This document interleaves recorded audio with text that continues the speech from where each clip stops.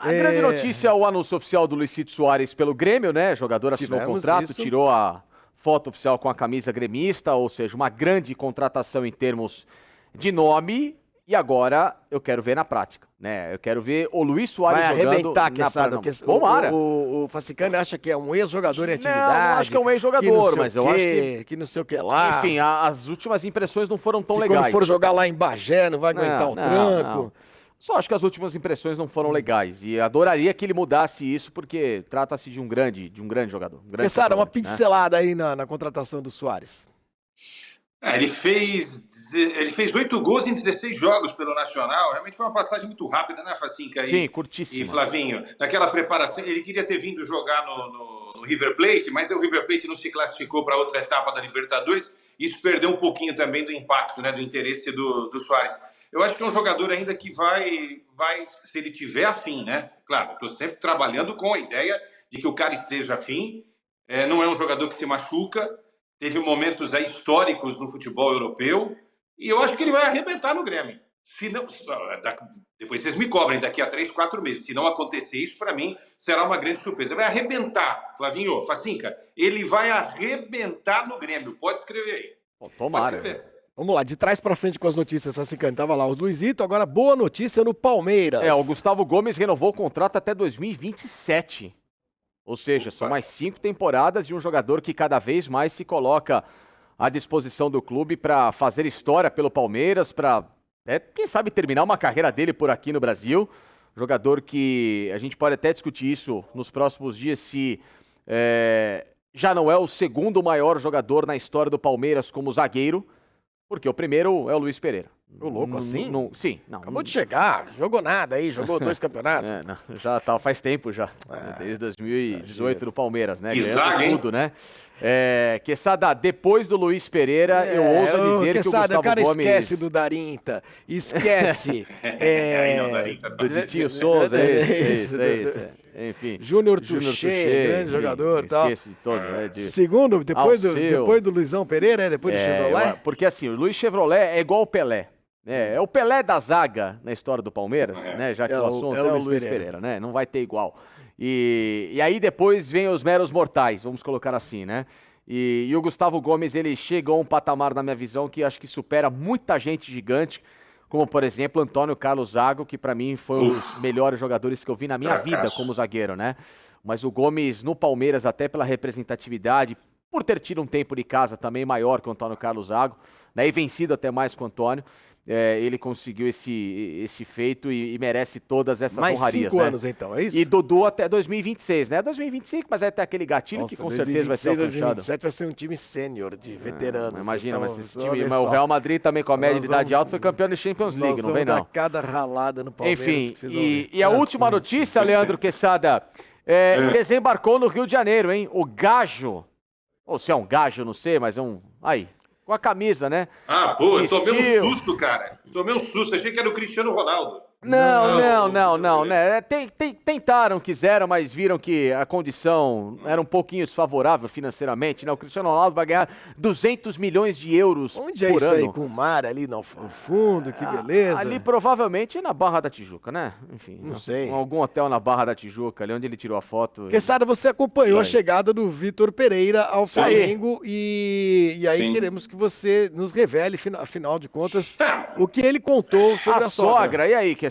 Eu acho que faltou uma pergunta mais incisiva em relação à sogra, mas pelo sorriso aí do Gajo, do VP, a sogra tá bem, né? Porque ninguém vai rir desse jeito com a sogra ruim. Só se a sogra dele for muito ruim, uma má pessoa, mas não era, né? Na época do Corinthians, ele sofria aí com os problemas da sogra, né? Os problemas médicos que ele disse que a sogra tinha. Agora, eu vou desejar sorte para ele, que ele faça um grande trabalho no Flamengo, que ele consiga, né, sucesso. Eu desejo bem das pessoas, viu, Flavinho? O que ele fez com o Corinthians foi uma grande sacanagem.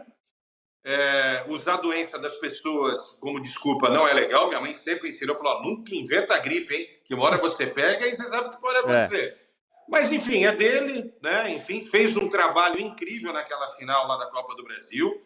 Ele, tirando toda essa parte, né, da canalice que ele fez com o Corinthians, só analisando esse recorte, ele fez um trabalho magnífico. Ele parou um dos melhores times do mundo. Né? O Flamengo é, para mim, um dos melhores times do mundo. E o Corinthians jogou de igual para igual. E faltou um detalhezinho para o Corinthians ser campeão da Copa do Brasil. Então, quer dizer, esse cara tem algum tipo de valor. Eu fiquei feliz que ele foi embora do Corinthians, tá? Porque nesse recorte foi legal, mas no recorte maior, mais amplo, não conseguia ganhar um clássico, fez um trabalho pífio no Campeonato Paulista, abandonou o Campeonato Brasileiro, né? Libertadores, fez um monte de cagada. Opa! Não, mas às vezes vale. Quesada, mas às vezes vale, viu? Eu pensei antes de falar, não sei, eu sem querer. Não, Quesada. Ele fez um monte de capontinho mesmo, desculpa. Até porque Quesada... Tirem as crianças da sala. Quesada, vamos lá. Se a gente analisar só pela métrica teórica da campanha do Corinthians... O que é a métrica teórica da campanha do Corinthians? Vamos lá, o Corinthians... Eu não entendi essa expressão, métrica teórica. Então, a gente pode analisar... Se você analisar números, só a campanha... estatísticas, né, e a campanha do Corinthians. O Corinthians, desde 2012, não chegava às quartas de final da Libertadores. Caramba, então o cara pode pensar, poxa vida, né, Quesada? Só que o Corinthians faz uma Libertadores até as quartas de final com 4 gols marcados. Mas tá bom, você faz ele, Corinthians, com o Vitor Pereira na Libertadores, ele fez 4 jogos de mata-mata, oitavas e quartas de final. Não marcou um gol. Ou seja, o Corinthians, nesta Libertadores com o Vitor Pereira, tá? Ele pode ter ido mais longe que até em outras Libertadores, em que ele caiu nas oitavas com campanhas muito melhores. Mas nesta Libertadores, em especial, parecia o Caracas da Venezuela chegando às quartas da Libertadores. Mas gol... O Sport Boys do Peru chegou às quartas da Libertadores. Ele teria a mesma campanha, ou melhor, que a do Corinthians do Vitor Pereira. Pra gente ver como essa Libertadores do Corinthians foi enganosa nas mãos desse português. É isso, Quesada. E em outras campanhas, o Corinthians caiu. O Corinthians, por exemplo, caiu contra o Guarani do Paraguai. Melhor campanha da primeira fase, recorde de gols, favorito, e caiu. Poxa, foi um baita susto, uma baita vergonha, foi. Mas ele fez uma Libertadores muito mais digna, mesmo caindo antes, do que essa que ele vai mais longe e jogando um futebol horroroso, muito na conta desse português Vitor Pereira. Tomou sufoco daquele time que tem o nome super Always bonito. Ready, empatou em casa.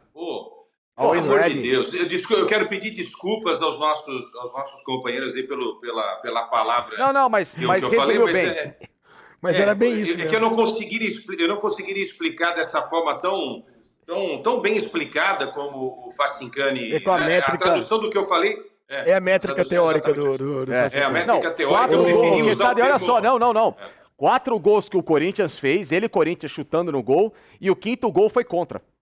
Então, de 5 gols da Libertadores, ele só fez 4 por ele. Um dos gols ainda o Deportivo Cali deu de lambuja. Essa foi a campanha do Vitor Pereira. Saudade, né, Quesada? Só que não. Vitor Pereira chegou ao Flamengo dizendo que optou pelo Flamengo pela possibilidade de conquistar mais títulos, Facincani. Você acha que isso é ofensivo ao Corinthians, não?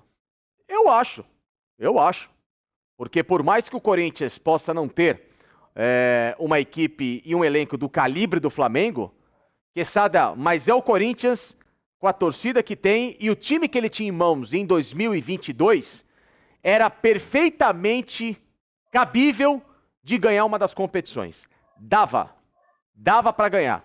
Na escalação ideal, Cássio, Fagner, Gil Balbuena, Fábio Santos, Fausto Vera, Maicon machucou, mas tinha Duqueiroz, Renato Augusto, Roger Guedes, Yuri Alberto e Juliano. Aí você coloca Mosquito, coloca qualquer um ali na frente. Com todo respeito, esse time do Corinthians é bom. É bom, não é ruim. No papel é bom. Um técnico como ele, que veio da Europa com essa pompa toda, tinha que fazer jogar, Quesada, muito mais. Ou seja, desculpa pra boi dormir de um trabalho nota 4 que eu também acho. Eu também acho. E um detalhe. Ele poderia ter ficado no Corinthians, porque ele ia mandar no Corinthians esse ano tudo. Se tinha alguma coisa que ele não estava mandando, ele mandaria em tudo, porque a galera já começava a abraçar o Vitor Pereira. E você sabe como que é a torcida do Corinthians. Quando a torcida do Corinthians abraça uma coisa, ela vai até o final com essa coisa. Quando ela encasqueta com algo também, por mais que possa lá no futuro ser legal, acaba na hora, porque ela é assim. Sim. E ele perdeu uma grande chance. E um detalhe, né? Boleirada de um time conversa com a boleirada do outro time. Gente do Corinthians conversa com gente do Flamengo. Isso quem me contou foi gente do Flamengo que estava na Copa lá do Catar, gente que acompanha, inclusive, o dia a dia do Flamengo. Então, a boleirada já estava conversando, né? Perguntando como que é esse cara aí no dia a dia e não sei o que e tal. Primeira coisa, cuidado. Que os boleiros do Corinthians não gostavam, dele ter rodado muito o elenco. Né? Os jogadores achavam que ele tinha que fixar ali um time titular e vai mais vezes com esse time. De fato, no início, ele mudava muito, mas muito esse time, porque é aquela ideia da Europa, né? De toda hora dar um descanso, né, para os jogadores. Champions League, Campeonato Português, os mais importantes, aí na Copa você pode deixar alguns caras de fora. Mas é diferente você jogar contra a Famalicão e jogar contra um Flamengo, jogar contra um Leixões e jogar contra um Atlético Mineiro. Né? Aqui no Brasil é diferente, você tem final a cada rodada, seja de qualquer competição, você tem final quarta e domingo toda hora, porque são todos grandes jogos, né? Então acho que ele errou nesse conceito. E se ele fizer essa coisa de rodar elenco no Flamengo, vou dizer para vocês, ele não dura. Pode escrever, porque é antítese do trabalho do Jesus, né? O Jesus fez o contrário. O Jesus definiu aquele 11 titular e foi com aquele 11 titular até o final. Ele mudava só por questão médica, de contusão, né? No caso, e suspensão só. Ele criou um 11 e foi com ele até o final. Se ele começar a rodar muito, eu não sei se vai dar certo. Embora o Dorival tenha feito essa rodagem também, mas boleiro não gosta disso. Pode escrever. E aí, curtiram o vídeo? Portanto, a partir de agora, muito fácil vocês ficarem aqui conosco na Placar TV. Só se inscrever no nosso canal, deixar o seu like, ativar o sininho de notificações, que é muito importante, que aí sim, você vai receber de forma exclusiva todos os conteúdos da Placar TV nesta nova era da Placar em todas as redes sociais. Esteja conosco, vem com a gente.